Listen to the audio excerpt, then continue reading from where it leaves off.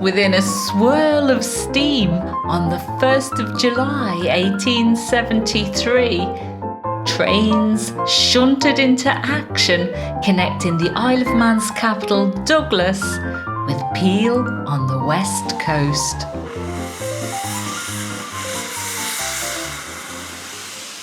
At last, the journey begins. Together. Together, as it should be.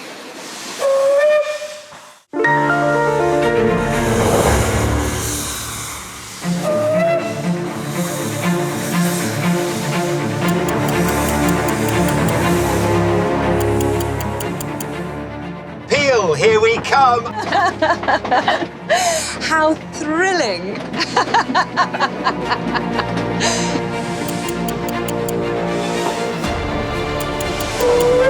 Have you tried the kippers yet?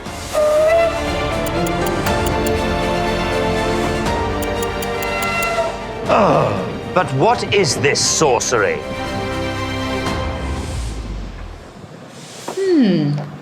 He's got a point.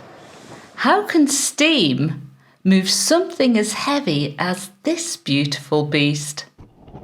By burning coal, the water in the locomotive's boiler gets hotter and hotter. The pressurised expansion from the steam created pushes the pistons back and forth, propelling the engine forward. Just like this. Fun fact, the Isle of Man Steam Railway is Britain's longest narrow gauge steam line, still using its original locomotives and carriages.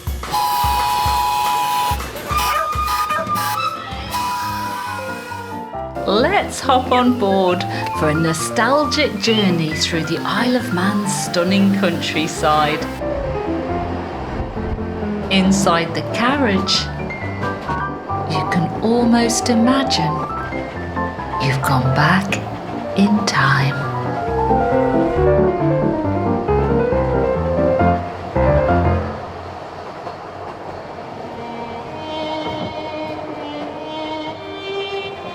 Can you hear that? It's just turned 1874. New Year celebrations are ringing out. Fenella and Eamon run a boarding house in the south of the island. Fenella's feeling particularly optimistic, and it's not just that extra glass of port she's downed. We're going to rake it in. Yeah.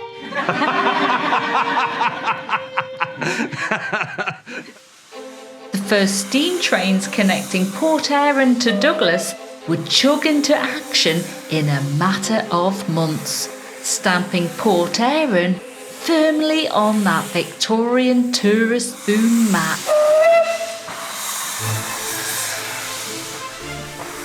Stopping at Port Sodric, Santon, Ballasella, Castletown, Colby and Port St Mary along the way. Tourists would flock to Port Erin. And that's where we're heading. Not just because it's a fantastic destination, I mean look at this, but also because the other main passenger lines running to Peel in the west and Ramsey in the north were shut down in the 1960s. But steam trains weren't the only thing making 1874 a bumper year for Fenella. 9 months later, baby number 5, Michael, would scream his way into her life, joining his siblings at Bayview Boarding House overlooking the golden sands of Port Erin Beach, where a new food craze had made an appearance within the Manx traditional breakfast served in the dining room strictly between 7 a.m. and 9 a.m. More than 150 years of Manx breakfasts later, steam trains still puff and chuff their way to Port Erin. And to those interesting stops along the way.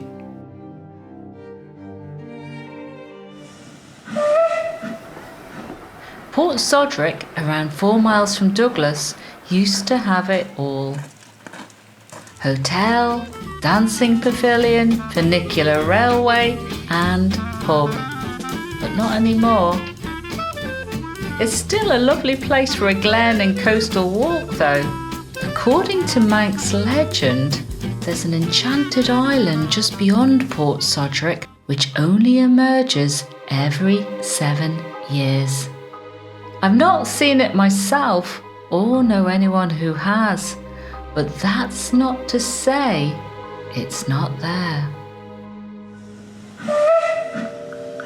Apparently, there's also been 1 or 2 mermaid sightings here over the years and elsewhere on the island. In 1961, a local politician offered a £20,000 prize to any angler that netted a mermaid. It made global news. An article in a newspaper in Massachusetts headlined with "Mermaid Seen off the Isle of Man." The Isle of Man Daily Times wrote that it was fast developing into a publicity maker which could rival the Loch Ness Monster. Keep an eye out on Maggie here. She's working undercover. More on Maggie later.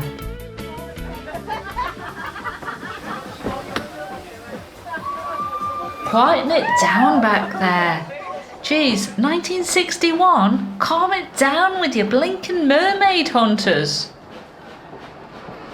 Let's head back further down the timeline.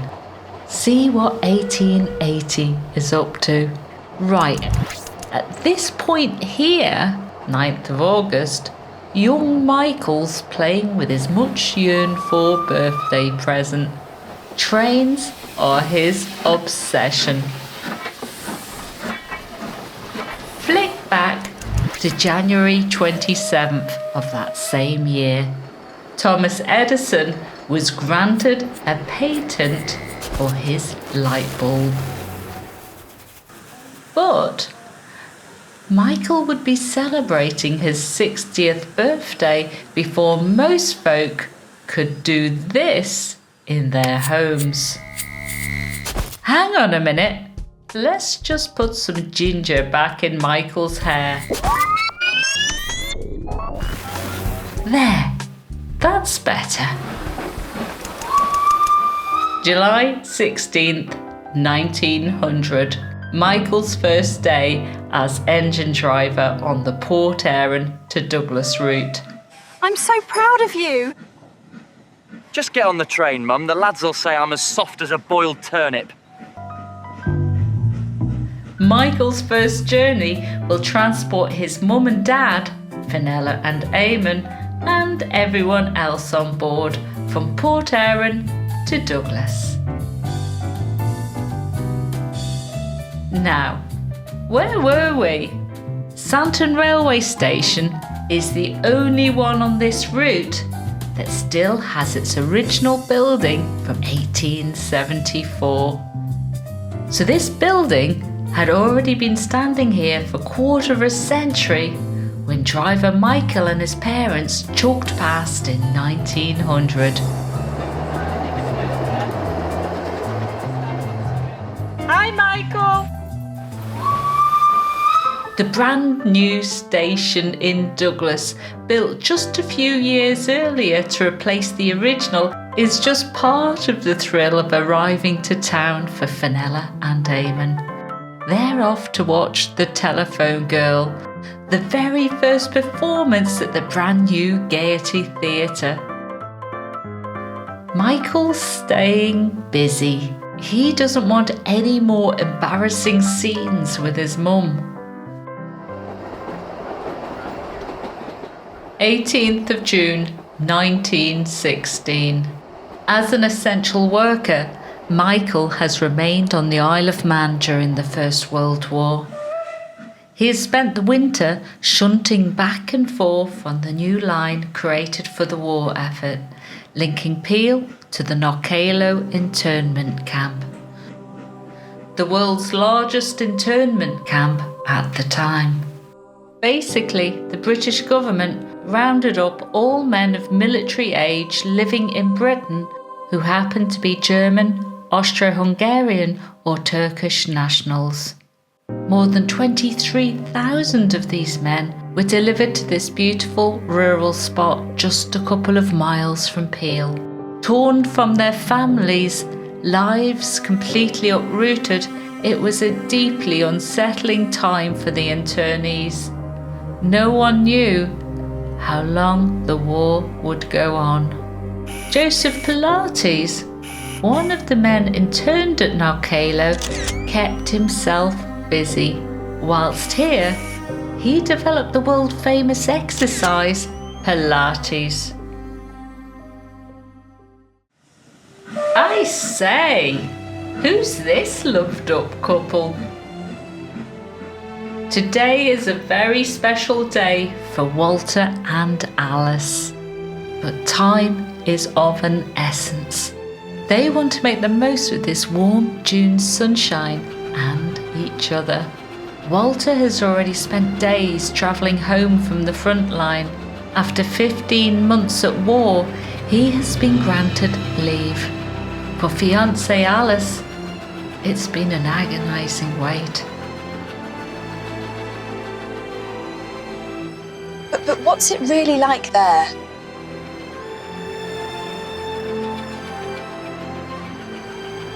I don't want to talk about it. Fancy a quick jaunt to Silverdale Tea Rooms?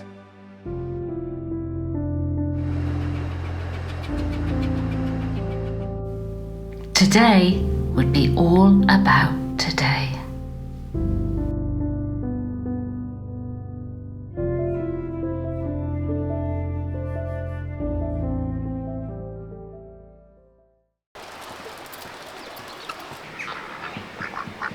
Don't just take Alice's word for it. Silverdale is still a fantastic spot. Plus, the Victorian water-powered roundabout Alice and Walter spun about on is still there.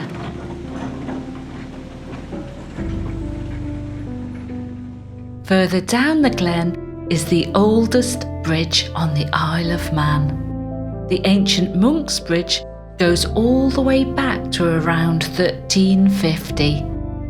Wander a bit further and you'll reach Rushen Abbey. Viking King Olaf I issued this monastery as a gift in 1134. What remains there and its gardens are well worth a visit.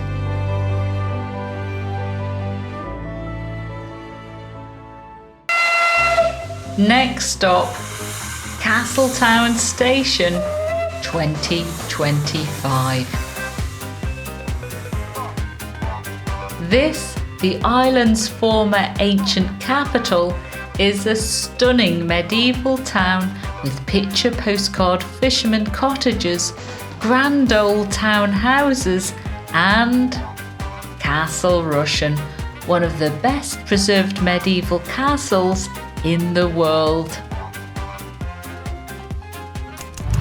That Alice! If she'd known they were going to walk all the way from Ballasalla, she'd have worn her other shoes. Where's Walter? Where are you? Walter?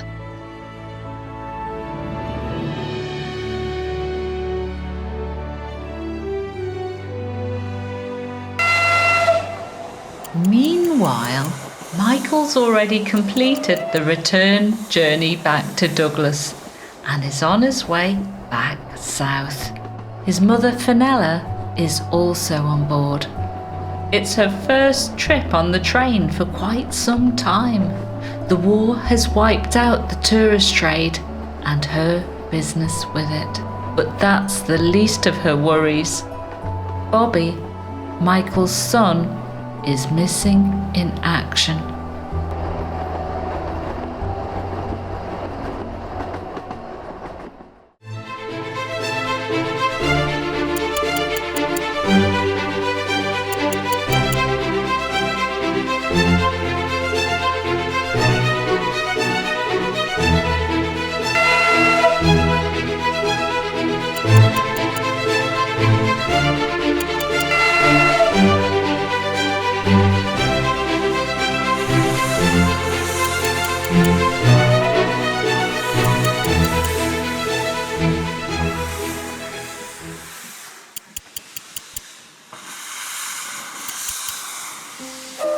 At Port St Mary, a stunning fishing village on the southwest coast of the island, Maggie clambers on board and sits opposite Fenella.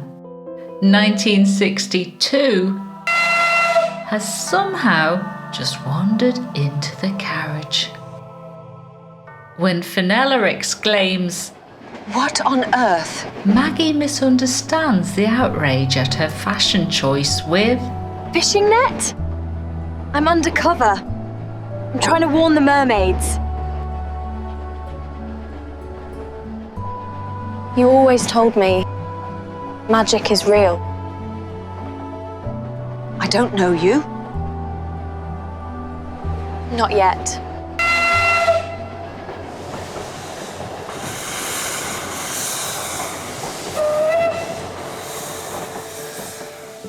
Bobby is alive, you'll see. Several carriages up ahead, Walter and Alice are still making the most of every moment together.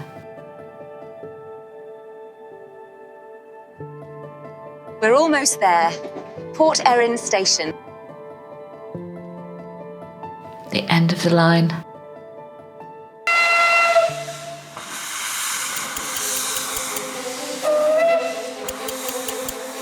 When Fenella steps onto the platform at Port Erin Station, she turns back to the carriage, but Maggie is gone. Had she even been there at all?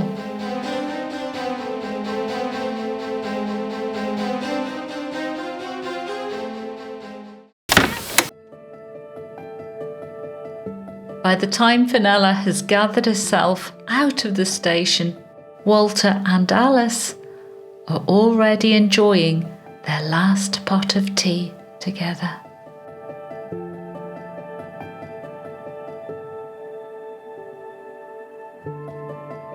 Gazing out across Port Erin Bay, Fenella couldn't quite help notice how especially beautiful everything looked today.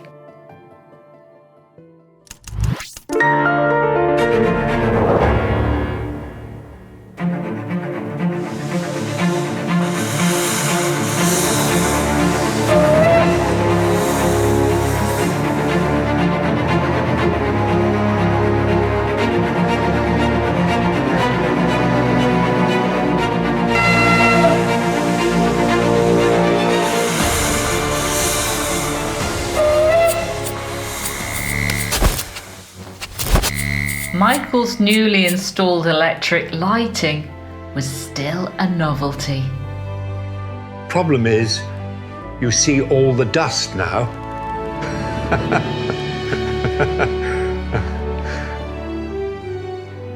But no one was listening. Bobby, his son, is reading a review about the French film La Grande Illusion. He rather liked the sound of it. Bobby always sat with his leg like that, wartime injury. His daughter Maggie is playing with her mermaid doll. Fenella, her great-grandmother, tells her, Remember, Maggie, magic is real. Someone who looked a lot like Maggie told her that once.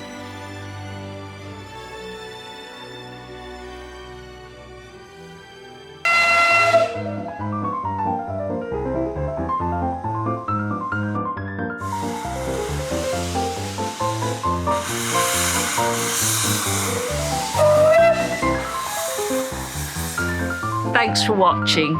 If you enjoyed this video, please don't forget to like and subscribe. Right, we're off to take a ski at another part of the island. Come and join us.